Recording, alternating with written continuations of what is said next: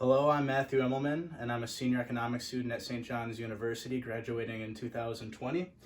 And we're going to be looking at lake characteristics and property value, a hedonic analysis. So why is this important to us? Why do we care? So the first reason, and perhaps the most important, is for prospective homeowners.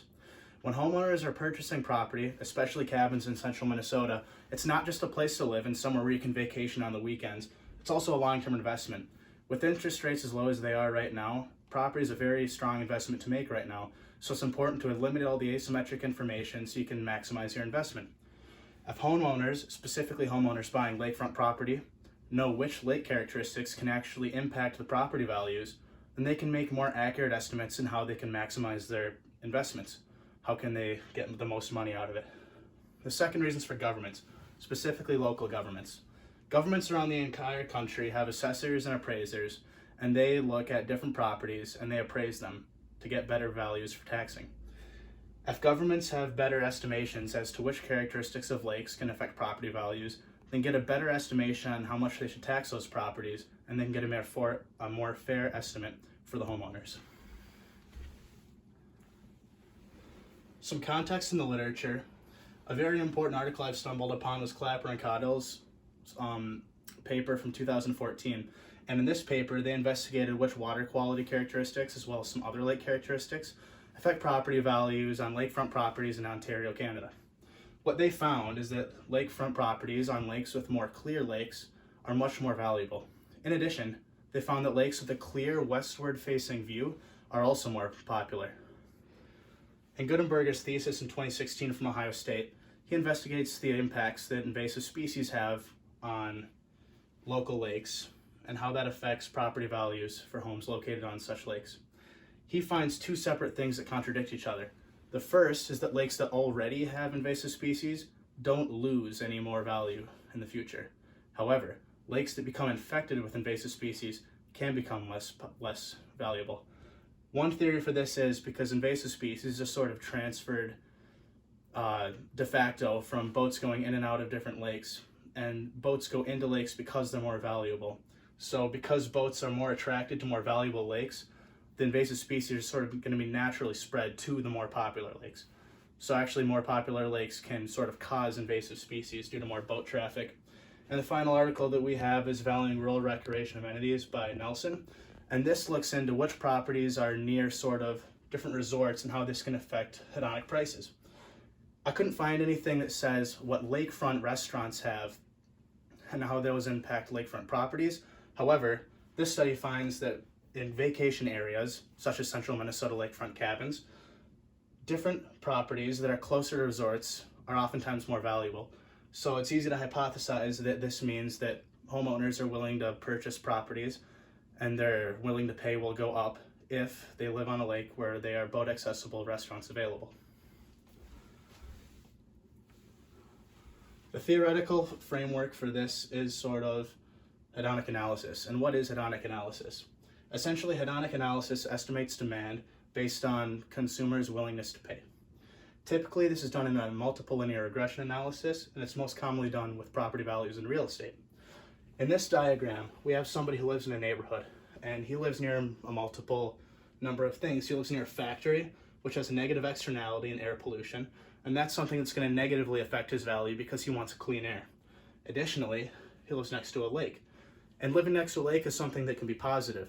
You can go boating and fishing. People enjoy living by lakes, so that's going to increase the value of his property. Additionally, he lives near woods. In the literature, we see that people like to live near big open spaces and public parks. This is something that's valuable to consumers, so that's another positive externality for his home. Aggregately, we take all of these variables into effect, and that's going to affect what people are willing to pay for the property. The theoretical framework for this study shows a function of utility where consumers spend 100% of their money on property, X1, X2, X3, Xn, and Y, everything else. So within my study, what are these X1, X2, Xn variables? Those are the independent variables that are going to determine property value. And in our independent variables, we sort of see two different categories of explanatory variables. The first, which are the highlight variables, are the lake characteristics. Under lake characteristics, we have lake size. Are people willing to pay more to live on a bigger lake, or does it not matter to them as much? Water clarity. Water clarity can often be important for sportsmen, as fishing and boating can be more desirable on more clear lakes. This also ties into invasive species. People don't like swimming in lakes that are overrun by invasive weed species or zebra mussels, and this can also affect ecology, the ecology of fisheries, so that's something that's negative. We talked earlier about how people like to live on lakes with restaurants. Is this something that can affect the willingness to pay for consumers? And walleyes. Not only do sportsmen like to live on a lake with walleyes so they can fish for them, but walleyes are a good indication as to the health of a lake in general. Walleyes have sort of a sensitive, they're pretty sensitive to different changes in ecosystem. So if the ecosystem isn't healthy, there probably won't be walleyes. So walleyes could be a strong indication to whether or not a lake's healthy. Now, along with lake characteristics, we also have to look into property characteristics because they're going to explain a lot of the variation in the housing market. For instance, two popular characteristics that most realtors look into are square footage and acreage. Obviously, people prefer to live in larger houses, and people like bigger properties. Now, we also look at the age of the home. Homes depreciate as they get older, so that's something we're going to want to look into. Now, shoreline and westward facing are two variables that I've put an asterisk next to because those are about the property, but they wouldn't be there without the lake. The length of the shoreline is important because consumers are willing to pay more for properties that have a longer shoreline. In westward facing homes, we all know that if you've ever been to a lake in Minnesota or anywhere, you like to have a clear shot of the west side of the lake at night because that means you get a beautiful sunset. So are consumers willing to pay more for this? In the literature, it's sort of mixed, but we'll see in this study. Also, air conditioning is important. Minnesota gets very hot and humid in the summer, so we'll see if centralized air conditioning has an effect on property values. Here's our regression model right here. Our explained variables, a natural log of price, and we're logging price because it's such a large value, and we're going to want to look at elasticities between some of the variables too, where it needs to be taken the natural log. We have our intercept, and then we have age, which is just the age of the home, square footage, and we took the natural log of square footage because it's a lot easier to interpret what a 1% change is going to be in square footage rather than a 1 unit change in square footage. Also, then we can see the elasticity difference between price and square footage. Acres should be logged, I'll fix that. And it's the same reason, because acres is larger.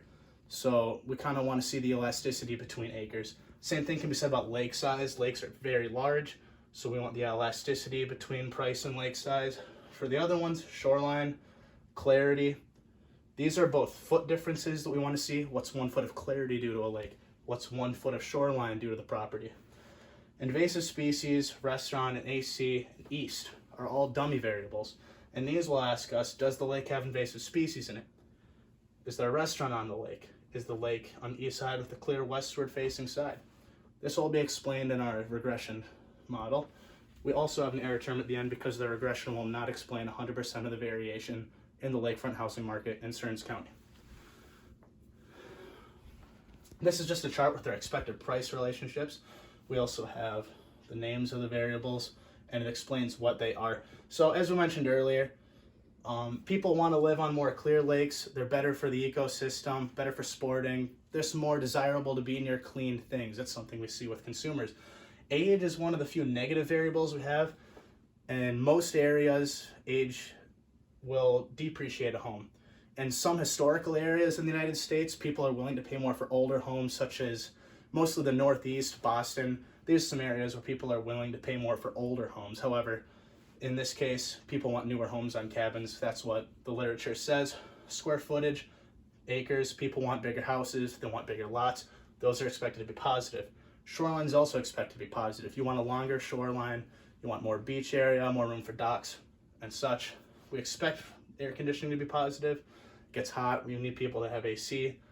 I think the east should be a positive variable because people are willing to pay more for a clear westward facing unobstructed view of the sunset. Invasive is another one that's negative because I think that people don't want to live on a lake with invasive species. They're often dirtier and the ecosystem's worse. And restaurants and walleyes should be able to be positive because those are two aspects of a lake that personally I would look for. And in the literature, it also seems as though consumers are willing to pay more to be on more healthy ecosystems and lakes with resorts on them. Lake size is also supposed to be positive. I could see this going either way. However, in the literature, it says that people are willing to pay more for bigger lakes. The sampling process, first thing we had to do was get a population, and the population was going to be homes in Stearns County that are on a lake with at least 10 properties. And there's a reason why I have to at least 10 properties. That's because we're looking for sort of a more typical lake for the area. There's a lot of lakes that don't have any properties on them, or they're owned by one person, or they're owned by the government. Like Lake Sag, for example, doesn't have any homes on it. The Gemini Lakes, Stump Lake, all on campus, there's no homes on them. The Corries, all those are lakes with no homes on them. That's how I narrowed it down to 48 out of 212 lakes. So after we got the 10 lakes, we had to select 10 homes, and that was 10 houses from each lake. Now, to select a home, they couldn't be a farm, because there's a lot more variables that describe the value of a farm that aren't really in the scope of this research. And so I made it the cutoff 10 acres because there's still some typical houses that have larger properties. So 10 acres was the cutoff. Now, to select the homes, the first thing I had to do is randomly select the lakes. Then I counted each property on each of the lakes and assigned them a random number, and I selected 100 of them, 10 from each lake. And then for the data sources, I used Zillow for the explained variable. Zillow is an online real estate database that has values for property values on homes, but also it has values on square footage, age of the home, and such. I use the Minnesota DNR's website, Department of Natural Resources, for most of the lake characteristics, such as how big's the lake, how clear is the lake, are there walleyes, invasive species, and the remaining statistics were taken from Onyx Hunt. Onyx Hunt's GPS database, and you can use it to see how big properties are, and you can measure distances, and that's how I figure out the shorelines for the different properties. So as far as descriptive statistics go, we can see we have a mean price of $305,000 for homes, $272,000, and with a relatively large standard deviation of 190,000 homes. So we can see that in Minnesota on these lakes in Stearns County, a lot of the homes are a lot bigger, kind of sort of mansion style homes, and we still have some log cabin, 1-bedroom homes. So we got a pretty big variation with the standard deviation. We see the lakes were fairly clear, but we also had a wide variation there with a standard deviation of 4.3 feet. And the same can be said for most of these, just because of the nature of cabins. Some are larger, some are smaller. Totally random, both are great, but we can see that we have large standard deviations for a lot of these. And then, as far as the results go, we can note a few things. And the first thing is that we have a very nice adjusted R-squared value of 0.872. So we can see that we account for a lot of variation in this model. And then if we look into it, we see that we have a lot of statistically significant variables: average water clarity, age of the home, square footage, acres, east side, restaurants, and lake size. These are all positive. One thing to take a note of with shoreline is that it's almost significant at a 5% level, 0.522, and there were only 100 observations in our study. So had we have more statistical power, it's very possible that shoreline would be statistically significant at 5%. Now that being said, I think that shoreline sort of has layers to it, quality versus quantity. I can measure the length of a shoreline very easily with my time and resources. However, I think that there's something to be said about the quality of a shoreline. Many shorelines are very marshy and there's a lot of trees, no docks, and they're very long. So is that more valuable than a shoreline that's, say, 20 feet long, but you have 2 nice docks and a little beach on it? I think that's something that would be very interesting to look into. However, I don't have the time and resources to look at that. We note that air conditioning is insignificant, as well as invasive species and walleye. However, walleye would be significant at 10%, but we're testing for a 5% level of significance. Something that we should take note of is that we have a lot of statistically significant variables. However, if you look at these coefficients, they're actually quite low. So what that could mean is there's multicollinearity in the study. I went to check that, and there was multicollinearity between age of the home and air conditioning, because older homes don't have central air conditioning. Additionally, acres and shoreline had multicollinearity. If you think about it, a larger lot should have a larger shoreline to it. So another thing that we have to test for is heteroscedasticity. I have not done that yet. So for the next steps, I'm going to figure out what to do with multicollinearity. Should I remove a variable? Should I make an interaction term? That's something that I can check with Stata. Additionally, I should test for heteroscedasticity, and if I have that, we'll ask my peers, ask my advisors, what do you think? How should I handle this? That's how far I am so far on this project. Thank you for your time.